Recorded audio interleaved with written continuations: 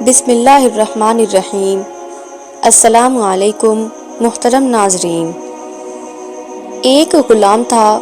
ایک دن وہ کام پر نہ گیا تو اس کے مالک نے سوچا کہ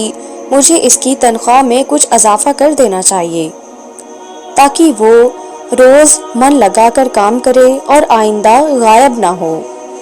اگلے دن مالک نے اس کی تنخواہ سے زیادہ پیسے اسے دیے جو اس نے خاموشی سے رکھ لیے، لیکن کچھ دنوں بعد وہ دوبارہ غیر حاضر ہوا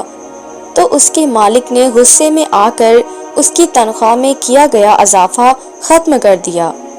اور اس کو پہلے والی تنخواہ ہی دی۔ غلام نے اب بھی خوشی اختیار کی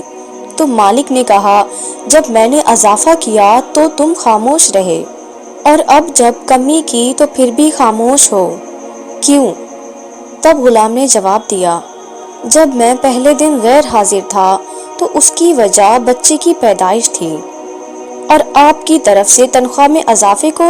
میں نے وہ رزق خیال کیا جو وہ اپنے ساتھ لے کے آیا تھا، اور جب میں دوسری مرتبہ غیر حاضر تھا تو اس کی وجہ میری ماں کی وفات تھی، اور آپ کی طرف سے تنخواہ میں کمی کو میں نے وہ رزق خیال کیا جو وہ اپنے ساتھ واپس لے کر گئیں۔ پھر میں اس رزق کی خاطر کیوں پریشان ہوں